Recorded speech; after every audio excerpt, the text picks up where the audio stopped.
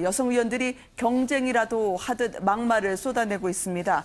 오늘 한국당에서는 억울하다. 왜 우리만 이렇게 비판을 받아야 되는지 이야기를 하던데요. 먼저 관련 발언을 들어보시도록 하겠습니다. 한센병을 앓고 있는 사람들에 대한 상처를 줬다. 그러한 부분이 있다면 저희도 유감을 표시할 수 있습니다. 그런데 지금 과도한 극우 막말 프레임은 결국 자유한국당을 한마디로 비정상적인 정당으로 만들면서 자유한국당의 건전한 비판에 대해서는 그것을 아예 예시당초부터 차단하겠다 이런 시도로 보입니다. 한센병 환우들과 그 가족분들께 심려 끼쳐드린 점 진심으로 사과드립니다. 이유를 불문하고 제가 여러분의 마음에 큰 아픔을 남겼습니다. 정치인으로서 정치인의 언어가 맥락으로 전달되지 않는다는 것을 깨달았습니다. 네, 그래서 좋은 경험했다고 생각을 하고요. 어제 이 얘기의 시작은 이정미 대표의 사이코패스부터 시작이 된 거고요. 예. 문바 이런 사람들한테 공격당하는 거 아시죠? 황교안 대표가 다시 광주를 내려가겠다고 발표한 거는 거의 저는 사이코패스 수준이라고 봅니다. 오늘 의학적 용어가 나왔으니까 저도 한마디 더 하겠습니다. 자신의 상처에 대해서 고통을 못 느끼는 병도 있습니다. 한센병이죠. 예. 한센병은 다른 게 문제가 아니라 상처가 나는데 그 고통을 느끼지 못해서 그걸 방치해가지고 그것이 더 커지는 건데요. 만약에 대통령께서 본인과 생각이 다른 국민을 같은 국민이라고 생각하시는데 그 국민의 고통을 못 느낀다고 하면 저는 그러한 의학적 용어도 쓸 수 있다고 생각이 됩니다. 의학적 사이코패스부터 시작해가지고 한센병까지 갔죠. 이게 어떻게 된 겁니까, 김병민 교수님? 그러니까 이정미 정의당 대표가 한 라디오 프로그램에 출연해서 네. 황교안 대표를 다른 사람의 아픔을 이제 공감하지 못하게 됐기 때문에 의학적 용어를 써서 사이코패스라는 용어를 쓰게 됩니다. 네. 조금 전에 나왔던 YTN 프로그램에서 표창원 의원과 김연아 의원의 대담이 있는데요.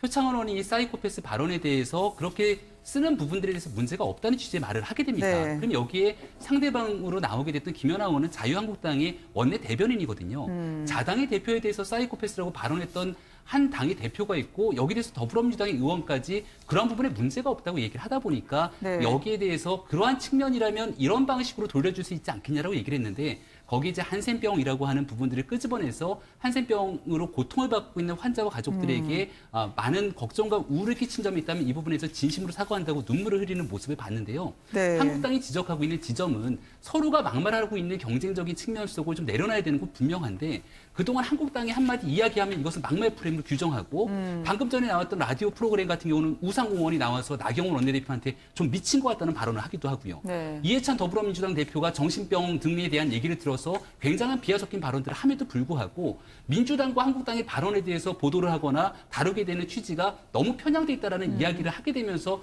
나름대로의 좀 불만을 표출한 것 같은데 네. 이제는 여야가 정상화를 거치는 과정을 통해서 국민들에게 불편함을 주게 되는 이런 언어 사용하지 않도록 함께 노력하는 모습을 취해야 될 때가 된 것 같다는 생각이 듭니다. 네. 이 일부러들 이렇게 하시는 거예요? 아니면 그게 하다 보니까 이렇게 격해지는 거예요? 이제 김연아 의원이 잘 깨달으셨네요. 정치인이나 지도자들은 맥락만 중요한 게 아니라 네. 표현 하나하나도 굉장히 조심해야 된다 이 말씀 하시잖아요. 네. 맞습니다. 저 말이 딱 맞는 거죠. 그러니까 맥락을 왜 건전한 언어로 표현 네. 못합니까? 충분히 할 수 있죠. 그런데 튀어 보이려고 하는 과도한 욕심이 네. 적절하지 못한 표현을 가져오게 만드는 거 아니겠습니까? 근데 저거는 전 세계 어느 정치인들에나 다 적용되는 것 같아요. 보면 네. 일본 자민당도 매뉴얼을 네. 만들었어요, 심지어. 그래요? 그래서 5가지 절대 하지 마라.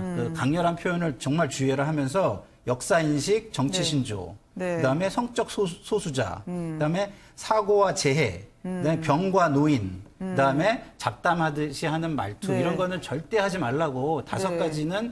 절대 하지 말라는 매뉴얼을 만들었는데 이것만 하면은 될 것 같아요, 저희가. 이 매뉴얼을 네. 갖다가 네. 액자에다가 각 당에다가 네. 걸어놓게 시민단체 어디에서 액자 하나 만들어가지고 다 이렇게 좀 전달해 줬으면 좋겠습니다. 그러게요. 지금까지 보면 5개를 다 여야 의원들이 하나씩 다 건드리면서 네. 해온 셈이었네요. 장해찬 평론가님, 그러면 이렇게 되면 어떻게 됩니까? 이 내년 총선쯤 되면 내용은 잊혀지고 사람 이름만 남는다던데 인지도에 이게 도움이 되나요? 글쎄요, 악평도 무풀보다 낫다, 악플이 네. 무풀보다 낫다는 정치권 말, 또 연예계 말도 있기는 합니다만은 이런 식의 막말이 막말을 더해가는 분위기에 국민들이 이제는 피로감을 느끼고 있는 것 같고요.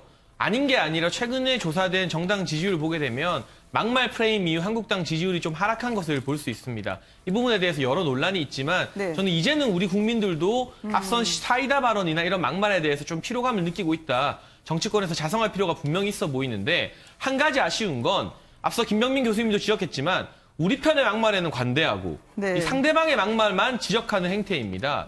사실 한국당이나 민주당 할 것 없이 많은 실언들을 남겨왔습니다. 네. 이해찬 대표 최근에는 저는 도둑놈 발언이 기억에 남고요. 한국당 같은 경우도 이 환우들에게 피해를 줄 수 있는, 상처를 줄 수 있는 이런 발언 아무리 맥락이 그렇다 하더라도 자제했어야 됐죠.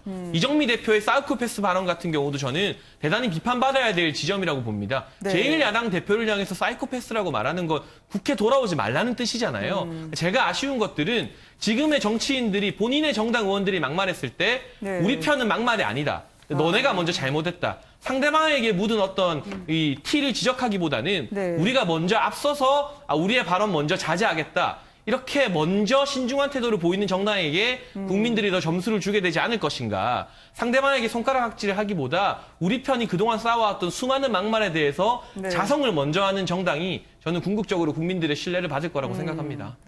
리얼미터에서의 여론조사에 자유한국당에서는 이해찬 대표 한마디 얘기하면서 의문을 제기했는데 갤럽까지 여론조사 결과가 나왔다면서요, 김재희 변호사님. 근데 갤럽 조사를 보면은 더불어민주당이 이제 갑자기 급등을 하고요. 자유한국당은 지지율이 뭐 확연하게 떨어지는 그런 모양새를 보였는데요. 뭐 이 지지율이라는 수치가 뭔가 절대적인 것은 아니겠지만 그렇지만 우리가 추이를 눈여겨볼 필요는 있다라는 생각이 네. 듭니다. 그래서 어쨌든 최근에 막말 논란 관련해가지고 자유한국당이 조금 더 그런 모습을 자주 보인 건 전 사실이라고 생각해요. 이제 물론 그 한센병 관련해가지고는 다 똑같다는 생각이 드는데요. 뭐 사이코패스 발언을 한 사람이나 네. 또 그걸 또 의학적 용어라고 커버를 치는 사람이나 거기에 한센병을 들이대는 사람들이나 뭐 거의 비슷한데 우리 정치권의 수준이 전반적으로 굉장히 낮다라는 생각이 듭니다. 그렇기 때문에 뭐 키 작은 50대 골드미스 나오고 네네. 무슨 뭐 검은 머리 외신 기자 이런 단어에 대해서 전혀 막 죄책감과 이런 걸 느끼지 않는 거예요. 그래서 이런 어떤 그런 무딘 그런 감수성이 조금 더 개선되어야 될 시점이 아닌가라는 생각합니다. 네. 말씀하신 결과가 이제 갤럽인데 또 리얼미터까지 겸해서 말씀하신 걸로 들었습니다. 오늘 함께 해주신 네 분 감사드립니다. 고맙습니다.